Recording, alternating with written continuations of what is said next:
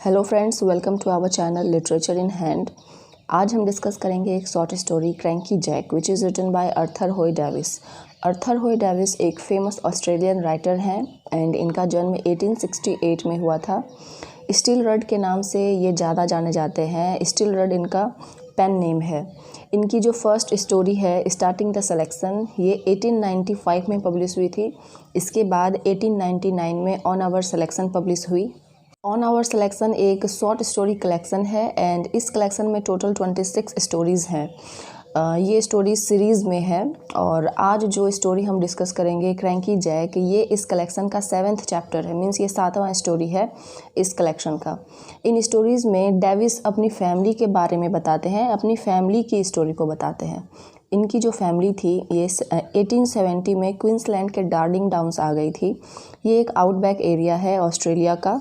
City और village से दूर जो सुनसान इलाका होता है, जहाँ कोई नहीं रहता, जहाँ किसी का आना जाना नहीं होता है, उसे आउटबैक एरिया कहते हैं। तो ऑस्ट्रेलिया का एक आउटबैक एरिया था क्वींसलैंड, तो वहीं डेविस की जो फैमिली थी 1870 में आ गई थी। इन सुनसान एरियाज़ में रहना बहुत ही चैलेंजिंग होता था क्योंकि यहाँ कोई सुविधा नहीं होती थी उस समय। ऑन आवर सिलेक्शन कलेक्शन में जो स्टोरीज़ हैं ये सारे इंसिडेंट्स हैं और ये इनकी फैमिली की स्टोरीज़ हैं। डेविस की फैमिली की स्टोरी है जिसे हम रड फैमिली भी कहते हैं। इस फैमिली में फादर है, मदर है और उनके बच्चे हैं। इस फैमिली के अलावा इस स्टोरी में उनके एक दो नेबर्स और फ्रेंड्स और एक पागल आदमी क्रैंकी जैक को एज अ कैरेक्टर सेलेक्ट किया गया है। तो उस आउटबैक एरिया में डेविस की फैमिली ने जो कुछ भी झेला, जो कुछ भी देखा, उनके जो स्ट्रगल्स थे, हार्डशिप थे, वो सब कुछ वो इन स्टोरीज़ के ज़रिए दिखाते हैं। इन स्टोरीज़ के ज़रिए हमें पता चलता है। हमने अर्थर होय डेविस और उनके वर्क्स को ब्रीफली डिस्कस कर लिया है, तो चलिए अब स्टोरी स्टार्ट करते हैं। स्टोरी का नाम है क्रैंकी जैक। क्रैंकी जैक इस स्टोरी के एक करेक्टर का नाम है जो कि मेंटली डिस्टर्ब्ड है। ये स्टोरी रड फैमिली की है जो ऑस्ट्रेलिया के आउटबैक एरिया यानी कि सुनसान इलाके में छोटे से लकड़ी के कुटिया में रहते हैं। एक दिन एक जो मेंटली डिस्टर्ब आदमी है इस फैमिली के हट के पास आता है। इसका नाम है क्रैंकी जैक एंड ये डैड से कुछ काम मांगता है। तो डैड इस आदमी से पूछता है कि तुम कितना वेतन लोगे काम करने का।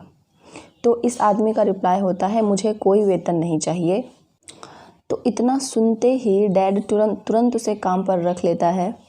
ये मेंटली डिस्टर्ब्ड जो मैन है क्रैंकी जैक, ये दिखने में हट्टा कट्टा और टॉल है एंड ये बहुत ही सैड और वियर्ड लुकिंग भी है। डैड ने इसे लकड़ी काटने का काम दिया है और कुछ ही देर में इसने लकड़ियाँ काटकर वहाँ ढेर लगा दिया।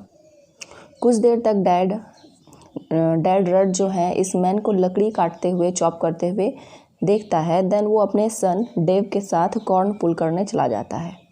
मदर जो है बाहर आती है तो उसे लकड़ी का ढेर देखकर बहुत ही ज़्यादा खुशी होती है क्योंकि उसने पहले कभी इतनी सारी लकड़ियाँ एक साथ कटी हुई नहीं देखी थी और वो खुशी से क्रैंकी जैक के लिए टी बनाती है।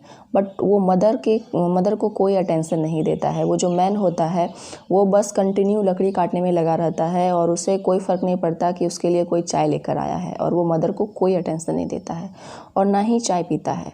वो कंटिन्यू बस लकड़ी काटता है।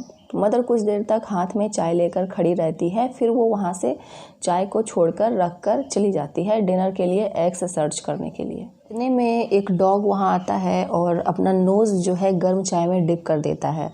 देन वहाँ कुछ पिग्स भी आ जाते हैं और चाय के कप को उलटने लगते हैं।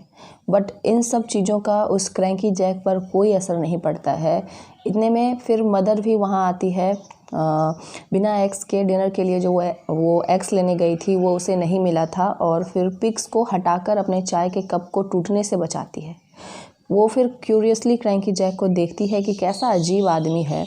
चाय जो है कुत्ते ने उसमें मुंह दे दी, पिग्स ने जो कप था चाय का उसे उलट दिया, बट फिर भी इसके ऊपर कोई असर नहीं पड़ा।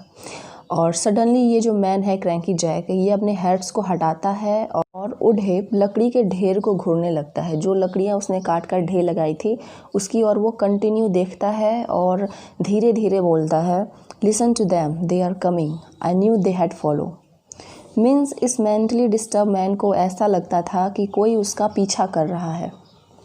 मदर उस वक्त वहीं पे थी और वो जब देखती है इस डिस्टर्ब मैन को कि वो ये सब बोल रहा है जबकि वहाँ कोई है भी नहीं, तो वो डर जाती है और उस मैन से पूछती है कि कौन तुम्हारा पीछा कर रहा है, कौन है वो लोग।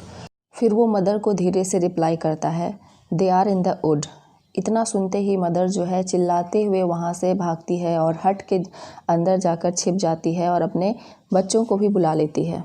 अब मदर को रियलाइज़ हो जाता है इस इंसिडेंट के बाद कि ये जो मैन है क्रैंकी जैक, ये मेंटली डिस्टर्ब्ड है। और जब डैड वापस आते हैं तो मदर उसे बहुत सुनाती है और कहती है कि तुम्हें इस पागल आदमी को काम पर रखने की क्या ज़रूरत थी। ये पागल आदमी हम सबको मार देगा, मुझे, तुम्हें और हमारे बच्चों को भी ये मार देगा। इतना सब जानने के बाद डैड जो है क्रैंकी जैक को काम छोड़कर जाने के लिए बोलता है, बट वो जो है क्रैंकी जैक जानने से एकदम इनकार कर देता है। And then the family gradually gets used to him. और धीरे धीरे जब क्रैंकी जैक जाने से इनकार कर देता है तो धीरे धीरे जो रड फैमिली थी उसे भी आदत लग जाती है क्रैंकी जैक की, और बहुत दिन तक वो रहते हैं साथ में, क्रैंकी जैक के साथ ही रहते हैं। एक दिन जब एक सांप बेडरूम में घुस जाता है तो क्रैंकी जैक उस स्नेक को पकड़ने के लिए उसके पीछे भागता है और वो सोचता है कि स्नेक एक डेविल है which is brought by mother. Snake जो है वो मिरर के पीछे छिप जाता है और जब जैक मिरर के पास जाता है तो मिरर में अपने रिफ्लेक्शन को देखकर चिल्लाने लगता है, मी फादर, और फिर वहाँ से दौड़कर भाग जाता है। ऐसा लग रहा था जैसे जैक ने पहली बार अपने रिफ्लेक्शन को मिरर में देखा था। एंड अपने रिफ्लेक्शन को देखकर उसे ऐसा लगता है कि उसके फादर मिरर में है, उसके फादर का रिफ्लेक्शन उसे मिरर में दिखता है, इसीलिए वो चिल्लाकर वहाँ से भागता है, मी फादर। फिर नेक्स्ट डे डैड जो हैं अपने लड़कों के साथ थे बाहर और वहाँ फिर से उन्होंने जैक को पागलों की तरह हरकतें करते देखा था। वो बड़े बड़े पेड़ों के चक्कर काट रहा था और एक पेड़ से दूसरे पेड़ पर चढ़कर अननोन इमेजिनरी एंटिटीज़ के ऊपर चिल्ला रहा था। जैक के इन हरकतों को देखकर डैड और जो लड़के थे वो डर जाते हैं और वहाँ से भाग जाते हैं।